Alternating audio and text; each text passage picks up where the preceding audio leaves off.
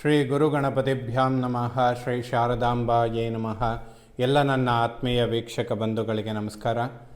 ವೀಕ್ಷಕರೇ, ಶ್ರೀ ವಿಶ್ವಾವಸು ನಾಮ ಸಂವತ್ಸರ ದಕ್ಷಿಣಾಯಣ ಶರದೃತು ಆಶ್ವೀಜ ಮಾಸ ಅಕ್ಟೋಬರ್ ತಿಂಗಳ ಮಾಸ ಭವಿಷ್ಯಗಳನ್ನು ತಿಳ್ಕೊಳ್ಳೋಣ. ಅಕ್ಟೋಬರ್ ತಿಂಗಳಲ್ಲಿ ವಿಶೇಷವಾಗಿ ದೀಪಾವಳಿ ಹಬ್ಬದ ಆಚರಣೆ ಮಾಡುವಂಥದ್ದು.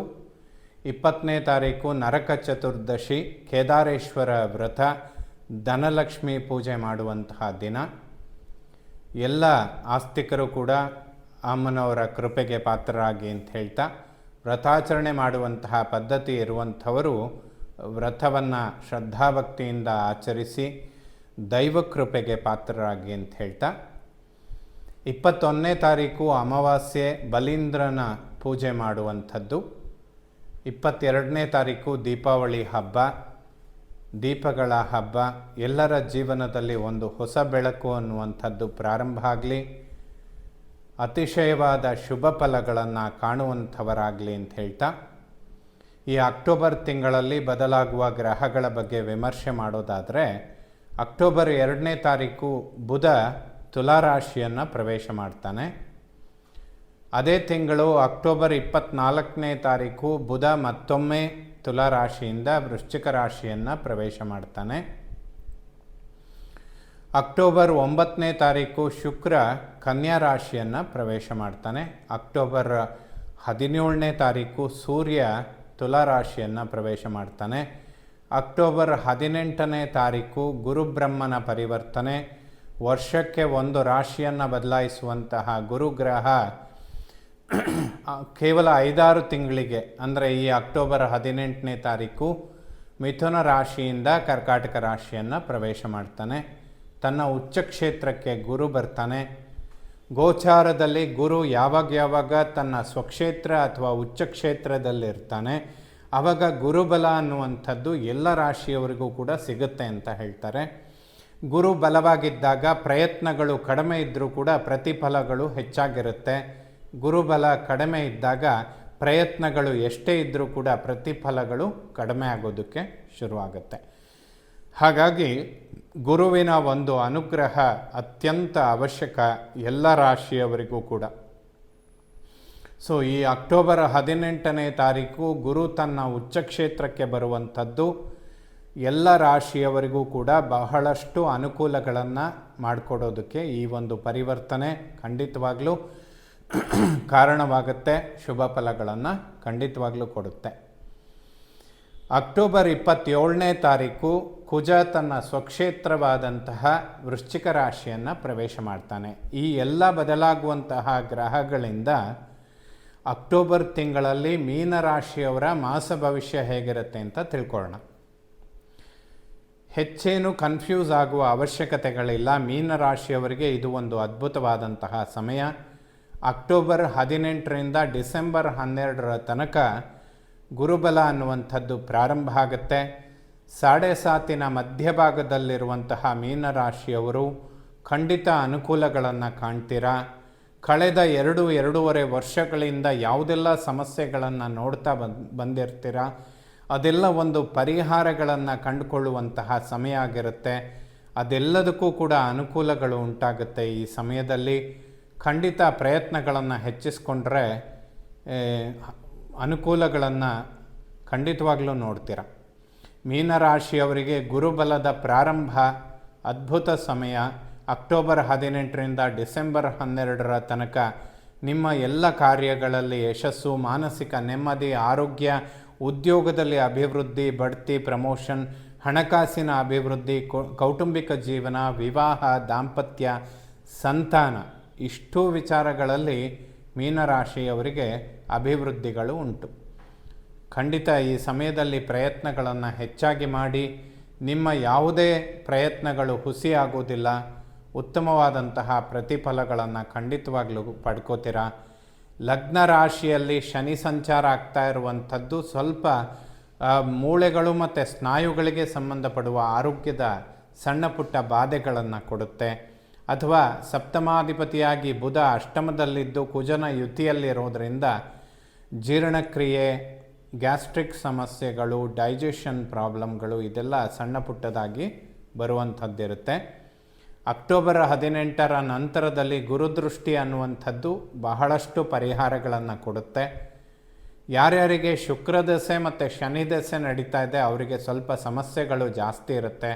ಅಂಥವರು ಸ್ವಲ್ಪ ಗುರುಗಳ ಆರಾಧನೆ ಮಾಡಿ ಅಥವಾ ರಾಮನ ಆರಾಧನೆ ಮಾಡುವಂಥದ್ದು ಆ ಸಮಸ್ಯೆಗಳನ್ನು ಪರಿಹಾರ ಮಾಡಿಕೊಳ್ಳೋದಕ್ಕೆ ಖಂಡಿತ ಸಾಧ್ಯ ಆಗುತ್ತೆ.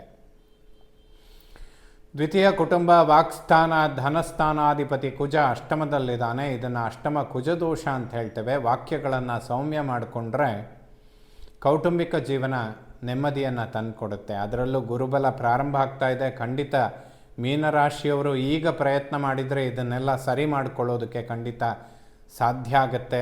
ಹೆಚ್ಚಿನ ಪ್ರಯತ್ನಗಳನ್ನು ಮಾಡಿ, ಅನವಶ್ಯಕ ವಾಗ್ವಾದಗಳನ್ನು ಮಾಡಿಕೊಳ್ಬೇಡಿ. ವಾಕ್ಯಗಳನ್ನು ಸೌಮ್ಯ ಮಾಡಿಕೊಳ್ಳೋದು ಖಂಡಿತ ಅನುಕೂಲ ಆಗುತ್ತೆ. ಅನವಶ್ಯಕ ಧನವ್ಯಯಗಳನ್ನು ಮಾಡಿಕೊಳ್ಬೇಡಿ. ಸ್ವಲ್ಪ ಸೇವಿಂಗ್ಸ್ ಮಾಡ್ಕೊಳ್ಳಿ.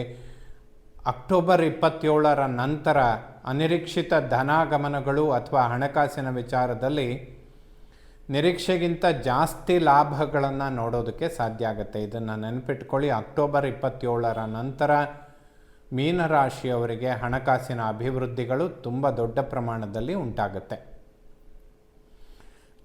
ಯಾವುದೇ ಬ್ಯಾಂಕ್ ಲೋನ್ಗಳನ್ನು ನಿರೀಕ್ಷೆ ಮಾಡಿದರೆ ಖಂಡಿತ ಸಿಗುತ್ತೆ.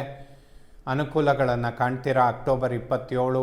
ತದನಂತರದಲ್ಲಿ ಹಣಕಾಸಿನ ಅಭಿವೃದ್ಧಿ ಮತ್ತು ಅನುಕೂಲಗಳನ್ನು ಕಾಣ್ತೀರಾ. ಸೋದರ ಸೋದರಿಯರ ನಡುವೆ ಯಾವುದೇ ಸಾಮರಸ್ಯಗಳಿಗೆ ತೊಂದರೆ ಇರೋದಿಲ್ಲ. ಸಿಸ್ಟರ್ಸ್ ಸ್ವಲ್ಪ ಆರೋಗ್ಯದ ಬಗ್ಗೆ ಗಮನ ಕೊಡಬೇಕು. ಜೀರ್ಣಕ್ರಿಯೆ, ಹೊಟ್ಟೆಗೆ ಸಂಬಂಧಪಡುವಂತಹ ಆರೋಗ್ಯ, ಚರ್ಮ ವ್ಯಾಧಿಗಳು ಸಣ್ಣ ಪುಟ್ಟದಾಗಿ ತೊಂದರೆಗಳನ್ನು ಮಾಡೋದಕ್ಕೆ ಕಾರಣಗಳು ಇರುತ್ತೆ. ಅದಕ್ಕೆ ಲಕ್ಷ್ಮೀ ನರಸಿಂಹನ ಸ್ತೋತ್ರಗಳನ್ನು ಪಠನೆ ಮಾಡಿದರೆ ಖಂಡಿತ ಶುಭ ಆಗುತ್ತೆ.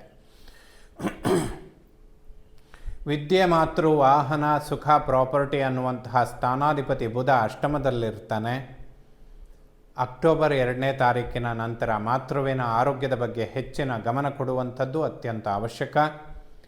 ಅಕ್ಟೋಬರ್ 18ರ ನಂತರ ಈ ಎಲ್ಲ ಸಮಸ್ಯೆಗಳು ಬಗೆಹರಿಯುತ್ತೆ. ಅಕ್ಟೋಬರ್ 2ರಿಂದ ಅಕ್ಟೋಬರ್ 18ರ ತನಕ ಮಾತೃವಿನ ಆರೋಗ್ಯದ ಬಗ್ಗೆ ಹೆಚ್ಚಿನ ಗಮನ ಕೊಡುವಂಥದ್ದು ಮೀನರಾಶಿಯವರಿಗೆ ಅತ್ಯಂತ ಅವಶ್ಯಕವಾಗುತ್ತೆ. ಲಕ್ಷ್ಮೀ ನರಸಿಂಹನ ದರ್ಶನ ಮಾಡಿ ಅರ್ಚನೆ, ಅಭಿಷೇಕ ಇಂತಹ ಸೇವೆಗಳನ್ನು ಮಾಡಿಕೊಳ್ಳುವಂಥದ್ದು ಖಂಡಿತ ಅವಶ್ಯಕವಾಗುತ್ತೆ. ಇನ್ನು ಯಾವುದಾದ್ರೂ ಹೊಸ ಪ್ರಾಪರ್ಟಿ ಖರೀದಿ ಮಾಡುವಂಥದ್ದು ಅಥವಾ ಮಾರುವಂತಹ ವಿಚಾರಗಳಿದ್ದರೆ, ಮನೆ ಕಟ್ಟುವಂತಹ ವಿಚಾರಗಳಿದ್ದರೆ, ಹೊಸ ವಾಹನ ಖರೀದಿ ಮಾಡುವಂತಹ ಯಾವುದೇ ಒಂದು ವಿಚಾರಗಳು ಮುಂಚೂಣಿಯಲ್ಲಿದ್ದರೆ ಅಕ್ಟೋಬರ್ 18ರ ನಂತರ ಡಿಸೆಂಬರ್ 12ರ ಒಳಗಡೆ ಪ್ರಾರಂಭ ಮಾಡುವಂಥದ್ದು ಖಂಡಿತ ಸೂಕ್ತ. ಈ ಸಮಯಗಳನ್ನು ಖಂಡಿತವಾಗ್ಲೂ ಉಪಯೋಗಿಸ್ಕೊಳ್ಳಿ. ಯಾಕೆಂದರೆ ಈ ಸಮಯಗಳು ಒಂದು ರೀತಿ ಬೋನಸ್ ಥರ ಮೀನರಾಶಿಯವರಿಗೆ 7.5 ಒಂದು ರಿಲೀಫ್ ಕೊಡೋದಕ್ಕೆ ಅಂತಲೇ ಗುರು ಒಂದು ಉತ್ತಮವಾದಂತಹ ಪರಿವರ್ತನೆ ಮಾಡ್ತಾ ಇದ್ದಾನೆ. ಖಂಡಿತವಾಗ್ಲೂ ಅನುಕೂಲಗಳನ್ನು ನೀವು ನಿರೀಕ್ಷೆ ಮಾಡ್ಬೋದು. ಹುಸಿಯಂತೂ ಖಂಡಿತ ಆಗೋದಿಲ್ಲ. ಜ್ಞಾನ, ಸಂತಾನ, ಪೂರ್ವಪರ ಪುಣ್ಯದಲ್ಲಿ ಗುರುವಿನ ಸಂಚಾರ ಮೀನರಾಶಿಯವರಿಗೆ ಮಕ್ಕಳ ವಿದ್ಯಾಭ್ಯಾಸ ಮತ್ತು ಆರೋಗ್ಯದಲ್ಲಿ ಅತಿಶಯವಾದ ಅಭಿವೃದ್ಧಿಗಳನ್ನು ಕಾಣ್ತೀರಾ. ವಿದ್ಯಾರ್ಜನೆ ಮಾಡುವಂಥವರಿಗೆ ಅದ್ಭುತ ಫಲಗಳನ್ನು ನಿರೀಕ್ಷೆ ಮಾಡ್ಬೋದು. 7.5 ಯಾವುದೇ ಪ್ರಭಾವಗಳು ಇರೋದಿಲ್ಲ, ಬಹಳಷ್ಟು ಕಡಿಮೆ ಆಗುತ್ತೆ ಅಂತ ಕೂಡ ಹೇಳೋದಕ್ಕೆ ಸಾಧ್ಯ. ಷಷ್ಠಭಾವವನ್ನು ಶತ್ರು, ಋಣ, ರೋಗಸ್ಥಾನ. ಷಷ್ಠಾಧಿಪತಿ ಸೂರ್ಯ ಅಷ್ಟಮದಲ್ಲಿ ನೀಚ ಕ್ಷೇತ್ರದಲ್ಲಿರ್ತಾನೆ. ವಿಪರೀತ ರಾಜಯೋಗ, ಯಾವುದೇ ಶತ್ರುಬಾಧೆಗಳಿರೋದಿಲ್ಲ. ಸ್ನೇಹಿತರು ಒಬ್ಬರಿಂದ ಒಬ್ಬರಿಗೆ ಬಹಳಷ್ಟು ಅನುಕೂಲಗಳನ್ನು ಕಾಣ್ತೀರಾ. ಖಂಡಿತ ಅಭಿವೃದ್ಧಿಗಳು ಉಂಟಾಗುತ್ತೆ. ಅಕ್ಟೋಬರ್ 18ರ ನಂತರ ಅಥವಾ ಅಕ್ಟೋಬರ್ 27ನೇ ತಾರೀಕಿನ ನಂತರ ಯಾವುದೇ ವ್ಯಾವಹಾರಿಕ ಇನ್ವೆಸ್ಟ್ಮೆಂಟ್ಗಳನ್ನು ಮೀನರಾಶಿಯವರು ಮಾಡಿದರೂ ಕೂಡ ಮುಂದಿನ ದಿನಗಳಲ್ಲಿ ಉತ್ತಮ ಗುರಿ ಮುಟ್ಟೋದಕ್ಕೆ ಖಂಡಿತವಾಗಲೂ ಸಾಧ್ಯವಾಗುತ್ತೆ. ಮಾಂಗಲ್ಯ ಸ್ಥಾನದಲ್ಲಿ ಶುಕ್ರನ ಸಂಚಾರ ಆಗ್ತಾ ಇರುತ್ತೆ. ಮೀನರಾಶಿಯವರಿಗೆ 7.5 ಮಧ್ಯಭಾಗದಲ್ಲಿ ಆಗಿರುವಂತಹ ದೊಡ್ಡ ಸಮಸ್ಯೆ ಅಂತ ಹೇಳಿದರೆ ವೈವಾಹಿಕ ಜೀವನ ವಿಳಂಬ ಆಗುವಂಥದ್ದು ಅಥವಾ ವೈವಾಹಿಕ ಜೀವನದಲ್ಲಿ ಸಾಮರಸ್ಯಗಳ ಕೊರತೆ ಅನ್ನುವಂಥದ್ದು 7.5 ಹೆಚ್ಚಿನ ಪ್ರಭಾವಗಳಿಂದ ಉಂಟಾಗುವಂಥದ್ದು. ಅದೆಲ್ಲದಕ್ಕೂ ಕೂಡ ಒಂದು ಫುಲ್ ಸ್ಟಾಪ್ ಇಡೋ ರೀತಿಯಲ್ಲಿ ಈಗ ಪ್ರಾರಂಭ ಆಗುವಂತಹ ಗುರುಬಲ, ಯಾರ್ಯಾರು ವೈವಾಹಿಕ ಜೀವನದ ಅಂಚಿನಲ್ಲಿದ್ದೀರಾ ಅಂಥವರಿಗೆ ಮಂಗಳ ಕಾರ್ಯಗಳು ನಡೆಯೋದಕ್ಕೆ ಖಂಡಿತ ಶುಭ ಸಮಯ. ಪ್ರಯತ್ನಗಳನ್ನು ಹೆಚ್ಚಿಸ್ಕೊಂಡ್ರೆ ವಿವಾಹಕ್ಕೆ ಇರುವಂತಹ ಅಡೆತಡೆಗಳು ಸಂಪೂರ್ಣವಾಗಿ ಪರಿಹಾರವಾಗುತ್ತೆ.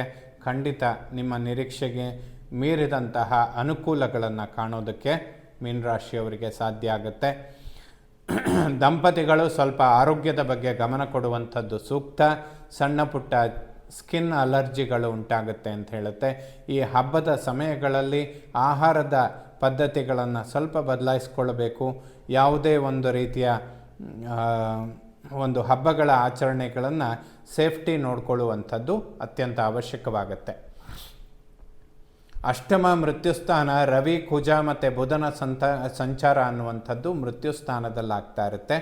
ವಾಹನ ಚಾಲನೆ ಮಾಡುವಂತಹ ವಿಚಾರಗಳಲ್ಲಿ ಮುನ್ನೆಚ್ಚರಿಕೆ ಅತ್ಯಂತ ಅವಶ್ಯಕ. ಅಕ್ಟೋಬರ್ 2ರಿಂದ ಅಕ್ಟೋಬರ್ 18ರ ತನಕ ಸ್ವಲ್ಪ ಗಮನ ಇಟ್ಕೊಳ್ಬೇಕು. ಸ್ವಲ್ಪ ವಾಹನದ ವಿಚಾರದಲ್ಲಿ ಧನವ್ಯಯ ಆಗುವಂತಹ ಸಂದರ್ಭಗಳು ಮೀನರಾಶಿಯವರಿಗೆ ಉಂಟಾಗುತ್ತೆ. ಲಕ್ಷ್ಮೀ ನರಸಿಂಹನ ದರ್ಶನ ಮಾಡಿ, ಸ್ತೋತ್ರಗಳನ್ನು ಪಠನೆ ಮಾಡಿ, ಅಭಿಷೇಕ ಅಥವಾ ಅರ್ಚನೆ ಇಂಥದ್ದನ್ನು ಮಾಡಿಕೊಳ್ಳೋದು ಒಂದು ಸಣ್ಣ ಪರಿಹಾರ. ಯಾವುದೇ ದೊಡ್ಡ ದೊಡ್ಡ ಪರಿಹಾರಗಳನ್ನು ಮಾಡಿಕೊಳ್ಳುವ ಅವಶ್ಯಕತೆ ಇರೋದಿಲ್ಲ. ಈ ಸಮಯದಲ್ಲಿ ಈ ಪ್ರಯತ್ನಗಳನ್ನು ಮಾಡಿದರೆ ಖಂಡಿತ ಸಮಸ್ಯೆಗಳು ಪರಿಹಾರ ಆಗುತ್ತೆ. 9ನೇ ಮನೆ ಭಾಗ್ಯಸ್ಥಾನ, ಪಿತೃಸ್ಥಾನ. ಭಾಗ್ಯೋದಯಗಳಾಗುತ್ತೆ. ಪಿತ್ರಾರ್ಜಿತ ಆಸ್ತಿ, ಪ್ರಾಪರ್ಟಿ ಇದೆಲ್ಲ ಅನುಕೂಲಕ್ಕೆ ಬರುತ್ತೆ. ಅಕ್ಟೋಬರ್ 27ರ ನಂತರ ಡಿಸೆಂಬರ್ 12ರ ತನಕ ಮೀನರಾಶಿಯವರಿಗೆ ಒಂದು ಅದ್ಭುತವಾದ ರಾಜಯೋಗ ಅಂತ ಕೂಡ ಹೇಳ್ಬೋದು. ಕರ್ಮ, ಉದ್ಯೋಗ. ಮೀನರಾಶಿಯವರಿಗಿರುವಂತಹ ದೊಡ್ಡ ಸಮಸ್ಯೆ ಅಂತ ಹೇಳಿದರೆ ಉದ್ಯೋಗ ಕ್ಷೇತ್ರ. ಯಾಕೆಂದರೆ ಪದೇ ಪದೇ ಕಿರಿಕಿರಿ ಅಥವಾ ಸ್ಥಾನ ಪಲ್ಲಟ, ಪರಿವರ್ತನೆ ಇದೆಲ್ಲ ಸ್ವಲ್ಪ ಮಾನಸಿಕ ನೆಮ್ಮದಿಯನ್ನು ಕೆಡಿಸಿರುತ್ತೆ. ಅದಕ್ಕೆಲ್ಲ ಒಂದು 100% ಪರಿಹಾರ ಅನ್ನುವಂಥದ್ದು ಸಿಗುತ್ತೆ. ಮೀನರಾಶಿಯವರಿಗೆ ಉದ್ಯೋಗ ಕ್ಷೇತ್ರದಲ್ಲಿ ಒಂದು ಅದ್ಭುತವಾದಂತಹ ಪರಿವರ್ತನೆ ಖಂಡಿತವಾಗ್ಲೂ ಕಾಣ್ತೀರಾ. ಬಡ್ತಿ, ಪ್ರಮೋಷನ್, ಹೈಕ್ ಇದೆಲ್ಲದನ್ನು ಕೂಡ ನಿರೀಕ್ಷೆ ಮಾಡ್ಬೋದು. ಅಕ್ಟೋಬರ್ 27ರ ನಂತರದಲ್ಲಿ ಮೀನರಾಶಿಯವರಿಗೆ ಡಿಸೆಂಬರ್ 12ರ ಒಳಗಡೆ ಯಾವುದೇ ಹೊಸ ಉದ್ಯೋಗದ ಆಫರ್ಗಳು ಬಂದರೆ ಖಂಡಿತವಾಗ್ಲೂ ಅಕ್ಸೆಪ್ಟ್ ಮಾಡ್ಕೊಳ್ಬೋದು. ಮುಂದಿನ ದಿನಗಳಲ್ಲಿ ಇದು ಬಹಳಷ್ಟು ಅಭಿವೃದ್ಧಿಗಳನ್ನು ಕೊಡುತ್ತೆ. 7.5 ಪ್ರಭಾವಗಳನ್ನು ಖಂಡಿತವಾಗ್ಲೂ ಕಡಿಮೆ ಮಾಡುತ್ತೆ. ಕರ್ಮಾಧಿಪತಿ ಗುರು ಜ್ಞಾನಸ್ಥಾನದಲ್ಲಿ ಉಚ್ಚ ಕ್ಷೇತ್ರದಲ್ಲಿರ್ತಾನೆ. ಭಾಗ್ಯಸ್ಥಾನವನ್ನು ನೋಡ್ತಾ ಇರ್ತಾನೆ. ಭಾಗ್ಯಾಧಿಪತಿ ಕುಜ ಸ್ವಕ್ಷೇತ್ರದಲ್ಲಿರ್ತಾನೆ. ಸೊ ಮೀನರಾಶಿಯವರು ಉದ್ಯೋಗದ ಪರಿವರ್ತನೆಗಳು ಅಕ್ಟೋಬರ್ 27ರಿಂದ ಡಿಸೆಂಬರ್ 12ರ ಒಳಗಡೆ ಯಾವಾಗ ಬೇಕಾದರೂ ಮಾಡ್ಕೊಳ್ಬೋದು. ಈ ಸಮಯದಲ್ಲಿ ಬರುವಂತಹ ಆಫರ್ಗಳನ್ನು ಖಂಡಿತವಾಗ್ಲೂ ಸ್ವೀಕಾರ ಮಾಡಿ. ಮೀನರಾಶಿಯವರಿಗೆ ಮುಂದೆ ಇದರಿಂದ ಬಹಳಷ್ಟು ಅಭಿವೃದ್ಧಿಗಳನ್ನು ಕಾಣ್ತೀರ. ಏಕಾದಶ ಲಾಭಸ್ಥಾನಾಧಿಪತಿ ಶನಿ ಜನ್ಮದಲ್ಲಿದ್ದಾನೆ. ಅವನ ಮೇಲೆ ಗುರುದೃಷ್ಟಿ ಬೀಳುತ್ತೆ. ಕಡಿಮೆ ಪ್ರಯತ್ನ, ಹೆಚ್ಚಿನ ಲಾಭ. ಮೀನರಾಶಿಯವರಿಗೆ 2 ತಿಂಗಳು ಅದ್ಭುತವಾದಂತಹ ರಾಜಯೋಗ. ವ್ಯಯಭಾವವನ್ನು ಮೋಕ್ಷಸ್ಥಾನ ಅಂತ ಹೇಳ್ತೇವೆ. ವ್ಯಯದಲ್ಲಿ ರಾಹುವಿನ ಸಂಚಾರ ಆಗ್ತಾ ಇರುತ್ತೆ. ಸ್ವಲ್ಪ ಧನ ವ್ಯಯಗಳು ಕೂಡ ನಿಮ್ಮ ನಿರೀಕ್ಷೆಗಿಂತ ಜಾಸ್ತಿನೇ ಇರುತ್ತೆ. ಬಟ್ ಅಕ್ಟೋಬರ್ 18ರ ನಂತರ, ಅಕ್ಟೋಬರ್ 27ರ ನಂತರ ಈ ಎಲ್ಲ ಸಮಯಗಳು ಅತಿಶಯ ಧನಾಗಮನ, ವಿಶೇಷ ಹಣಕಾಸಿನ ಅಭಿವೃದ್ಧಿ ಇದನ್ನೆಲ್ಲ ಮಾಡ್ಕೊಳ್ಳೋದಕ್ಕೆ ಸಾಧ್ಯ ಆಗುತ್ತೆ. ಮುಂದಿನ ದಿನಗಳಲ್ಲಿ ಮೀನರಾಶಿಯವರಿಗೆ 7.5 ಪ್ರಭಾವಗಳು ಖಂಡಿತವಾಗ್ಲೂ ಕಡಿಮೆ ಆಗುತ್ತೆ.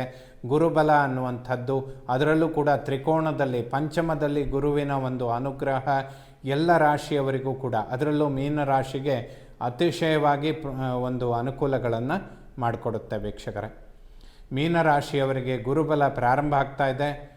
ವಿದ್ಯೆ, ಉದ್ಯೋಗ, ವಿವಾಹ, ಸಂತಾನ, ಹಣಕಾಸಿನ ಅಭಿವೃದ್ಧಿ, ಮಾನಸಿಕ ನೆಮ್ಮದಿ ಈ ಎಲ್ಲ ವಿಚಾರಗಳಲ್ಲಿ ಅಭಿವೃದ್ಧಿಗಳನ್ನು ಖಂಡಿತವಾಗ್ಲೂ ನೋಡ್ತೀರಾ. ಮುಂದಿನ ದಿನಗಳಲ್ಲಿ ಅದರ ಪ್ರಭಾವಗಳು ಬಹಳಷ್ಟು ಅನುಕೂಲಗಳನ್ನು ಮಾಡಿಕೊಡುತ್ತೆ. ಎಲ್ಲ ನವಗ್ರಹಗಳು ಕೂಡ ಮೀನರಾಶಿಯವರಿಗೆ ಶುಭ ಫಲಗಳನ್ನೇ ಕೊಡಲಿ.